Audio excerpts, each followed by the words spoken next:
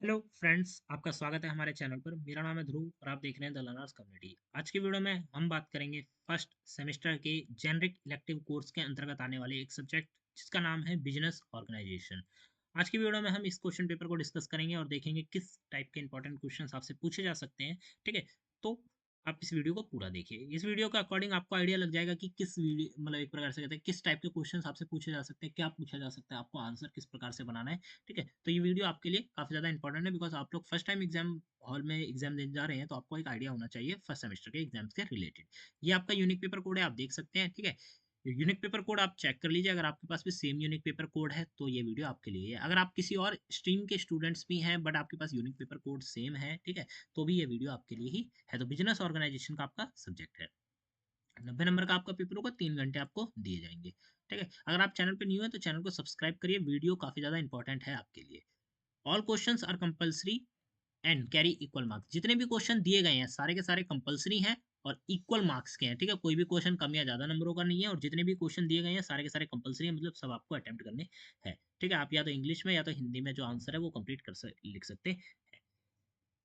बात करें question number one के, क्वेश्चन नंबर वन में का पार्ट में आपसे पूछा गया है व्यवसायिक गतिविधियों के स्पेक्ट्रम की व्याख्या कीजिए। व्यवसाय, व्यापार और वाणिज्य के बीच क्या संबंध है। ठीक है, ये आपका क्वेश्चन जो है ये आपका दो पार्ट्स में डिवाइडेड है। दो पार्ट्स का मतलब ये पहला पार्ट है आपका जिसमें पूछा गया कि व्यावसायिक गतिविधियों में स्पेक्ट्रम की व्याख्या कीजिए, ये आपको एक्सप्लेन करना है। ठीक है, उसके बाद आपसे पूछा गया अंतर स्पष्ट मतलब संबंध बताने के लिए व्यवसाय के, व्यापार और वाणिज्य के बीच में क्या संबंध है, ये आपको एक्सप्लेन करना है। क्वेश्चन नंबर वन में का पार्ट में, अब खा पार्ट को देखें तो व्यावसायिक नैतिकता को परिभाषित कीजिए और इसके महत्व की व्याख्या कीजिए। ठीक है, पहले आपको बताना है व्यवसाय नैतिकता की परिभाषा। ठीक है, व्यावसायिक नैतिकता की क्या परिभाषा है, क्या एक्सप्लेनेशन है। ठीक है, ये आपको बतानी है। जब आप ये बता देंगे तो इसके महत्व को भी आपको यहाँ पे एक्सप्लेन करना है। ठीक है, क्वेश्चन नंबर वन देखिए, यहाँ पे क्वेश्चन नंबर वन आपका जो है वो और ऑप्शन में दिया गया है। ठीक है, मतलब नीचे के आप दो क्वेश्चन कर सकते हैं, का और खा, या फिर ऊपर के कर सकते हैं। अब नीचे के देख लें एक बार। तो का में आपसे पूछा गया है सामाजिक उत्तरदायित्व को परिभाषित कीजिए और विभिन्न इच्छुक समूहों के प्रति व्यवसाय की जिम्मेदारियों की व्याख्या कीजिए। ठीक है, सामाजिक उत्तरदायित्व को आपको परिभाषित करना है। किस चीज को? सामाजिक उत्तरदायित्व को। ठीक है, सॉरी ऊपर मैंने गलत पढ़ दिया। सामाजिक उत्तरदायित्व को आपको परिभाषित करना है।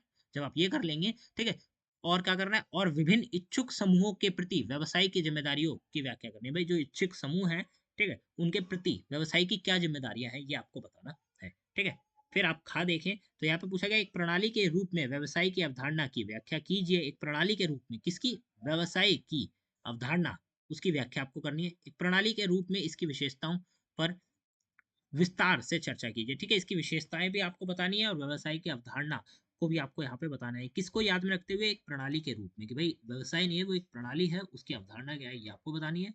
ठीक है, और फिर एक प्रणाली के रूप में ही इसकी जो विशेषताएं हैं वो आपको एक्सप्लेन करनी है। ठीक है, क्वेश्चन नंबर वन में या तो आप ऊपर के ये दो जो क्वेश्चन दिए गए ये अटेम्प्ट कर सकते हैं या फिर आप नीचे के कर सकते हैं। अब देखिए, ये क्वेश्चन पेपर हम इसलिए डिस्कस कर रहे हैं ताकि आपको आइडिया लग जाए, और इस क्वेश्चन पेपर में से क्वेश्चंस आने के चांसेस काफी ज्यादा हाई हैं बिकॉज ये क्वेश्चन प्रीवियस ईयर का है। ठीक है, तो इससे आपको हो सकता है कि इस क्वेश्चन पेपर में से ही कोई डायरेक्ट क्वेश्चन आपका उठा के आपके एग्जाम में दे दिया जाए। तो इस क्वेश्चन पेपर में जितने भी क्वेश्चन दिए गए हैं उन सबको अटेम्प्ट करिए, एक से दो बार उनके आंसर्स को तैयार करिए अपने घर पे। ठीक है, तब आप एग्जाम देने चाहिए।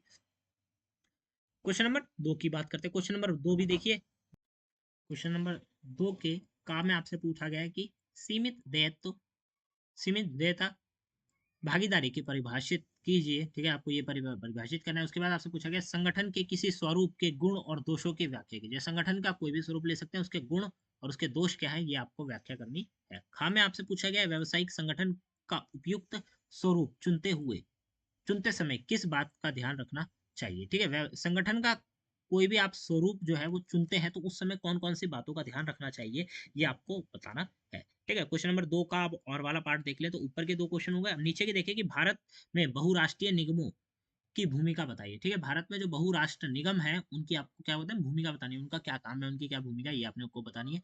भारत में बहुराष्ट्रीय निगमों के विरुद्ध किसी मामले का समालोचनात्मक विवेचना कीजिए। ठीक है, भाई भारत में जो बहुराष्ट्रीय निगम है, ठीक है, उनके विरुद्ध कोई मामला होगा, ठीक है, तो उसका आपको क्या करना है, समालोचनात्मक विवेचन करना है, तो उस मामले को समझाना है। ठीक है, तो पहले आपको यहाँ से यहाँ तक बताना होगा अपना आंसर, उसके बाद आप बचे हुए पार्ट को यहाँ से यहाँ तक एक्सप्लेन करेंगे। ठीक है, खा में आपसे पूछा गया है विलय शब्द और विलय के विभिन्न प्रकार को समझाइए। ठीक है, पहले आपको विलय शब्द को बताना है और फिर उसके जो विभिन्न प्रकार हैं विलय के, वो आपको यहाँ पे एक्सप्लेन करने हैं। ठीक है, जो मर्जर है, मतलब पहले आपको बताना है मर्जर जो है उसको आपको बताना है, और उसके जो टाइप्स हैं मर्जर्स के वो आपको यहाँ पे एक्सप्लेन करने हैं। मतलब दो कंपनियां जब मिलती हैं एक साथ तो विलय होती हैं, मतलब मर्ज होती हैं।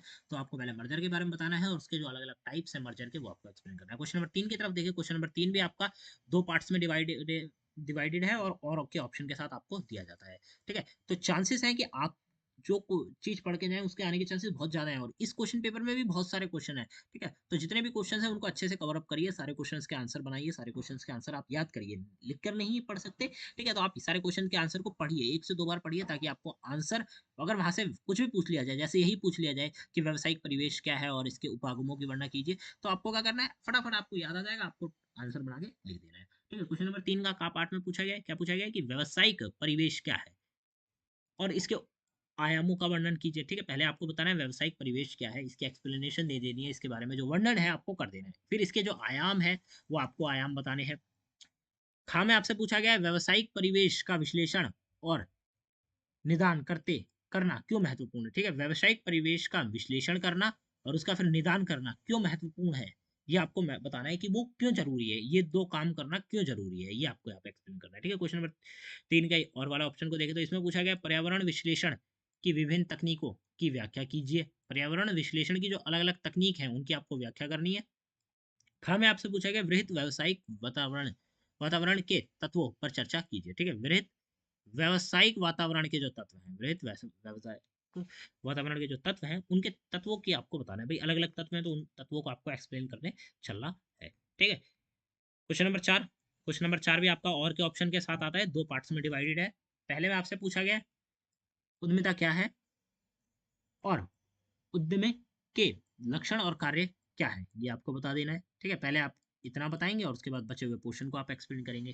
ठीक है, दूसरे में आपसे पूछा गया खामे की व्यवहार्यता अध्ययन क्या है, परियोजना व्यवहार्यता अध्ययन के विभिन्न पहलुओं की व्याख्या कीजिए। ठीक है, ये आपका खा हो जाता है।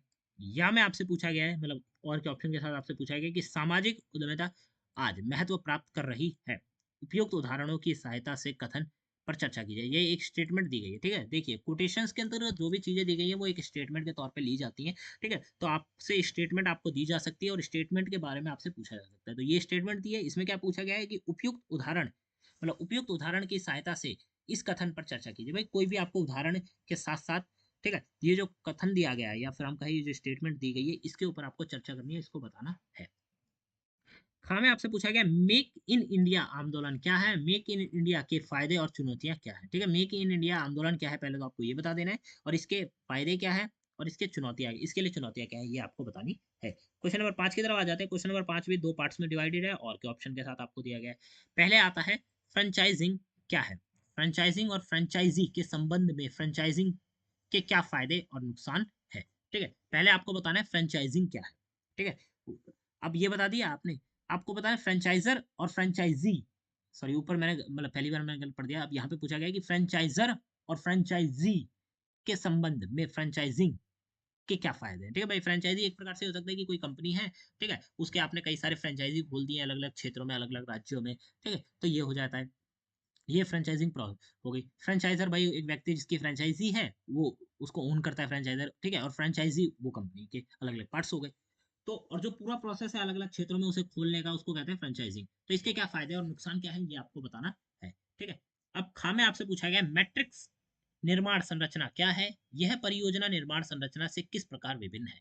ठीक है, मैट्रिक्स जो निर्माण संरचना है वो क्या है ये बताना है, और परियोजना निर्माण संरचना से ये किस प्रकार अलग है ये आपको बताना है। और के ऑप्शन के साथ यहाँ पे पूछा गया है किन्हीं दो पर संक्षिप्त आपको टिप्पणी लिखनी है। ठीक है, यहाँ पे क्या दिए गए हैं, यहाँ पे आपको दिए गए हैं 3 टॉपिक्स, कोई भी 2 टॉपिक्स पर आपको क्या लिखनी है, संक्षिप्त टिप्पणी लिखनी है। तकनीकी नवाचार, कॉर्पोरेट स्थिरता, नेटवर्क आयोजन। ठीक है, ये 3 दिए गए हैं, कोई भी 2 के ऊपर आपको क्या लिखना है, संक्षिप्त टिप्पणी लिखनी है क्वेश्चन नंबर 5 के अंतर्गत। ये जो 3 टॉपिक्स हैं इनको आप अच्छे से कवर करिए, इनके बारे में क्वेश्चन आपसे पूछा जा सकता है। ठीक है, तो ये था आपका question paper business organisation subject का, जिसके अंतर्गत जितने भी क्वेश्चन थे, इंपॉर्टेंट क्वेश्चन थे, वो सारे के सारे हमने कवर अप करे। ठीक है, आपको क्या करना है, एक चीज करनी है, एग्जाम से पहले इस क्वेश्चन पेपर के जितने भी क्वेश्चंस हैं उनके आंसर आपको 1 बार 2 बार पढ़ लेने हैं, ठीक है? ताकि आपके ध्यान में वो चीज़ घूमती रहे। अगर आपके पास ये सब्जेक्ट है तो प्लीज़ इस सब्जेक्ट को कहीं भी ढील मत दीजिए, ठीक है? अगर आपको इस सब्जेक्ट में ही अच्छे नंबर लाने हैं तो आपको क्या करना पड़ेगा, और काफ़ी ईज़ी है, ठीक है? आपको थोड़े बहुत बेसिक्स के चीज़ें पता होनी चाहिए, ठीक है? और आप जो आंसर है वो आप बनाकर बहुत अच्छे से लिख पाएँगे, ठीक है? थ्योरेटिकली ये सब्जेक्ट काफ़ी ज़्यादा इंपॉर्टेंट है आपके लिए, तो थ्योरीज़ की जितनी भी चीज़ें हैं वो आपको एक बार पढ़ लेनी है, ठीक है? डिस्क्रिप्शन बॉक्स में आपको लिंक मिल जाएगा हमारे application the learners community DUSOL का। आप जाइए एप्लीकेशन को डाउनलोड करिए। ये क्वेश्चन पेपर आपको हमारे ऐप पर ही देखने को मिल जाएगा, जो कि आपकी काफ़ी हेल्प करेगा। साथ के साथ वो app the learners community DUSOL जो एप्लीकेशन है आपकी ग्रेजुएशन कंप्लीट होने तक आपकी हेल्प करेगा। तो ऐप को डाउनलोड करिए, ठीक है? ऐप को यूज़ करिए। कोई भी आपको डाउट है, कोई भी आपको सजेशन चाहिए, कोई भी आपको एक प्रकार से कैसे सजेशन देना है हमें, तो आप ऐप के रिव्यू सेक्शन में या फिर हमारे कमेंट सेक्शन में बोल सकते हैं। अगर आपको कोई पीडीएफ नोट्स कुछ भी चाहिए आप हमें बताइए, हम ऐप पे वो अपलोड करवा देंगे। ठीक है? जितने जल्दी हो सकेगा नोट्स कंप्लीट होंगे हम ऐप पे अपलोड करा देंगे। तो आपको नए-नए नोट्स मिलते रहते हैं। मिलते हैं अगली वीडियो में। Thanks for visiting on my channel guys.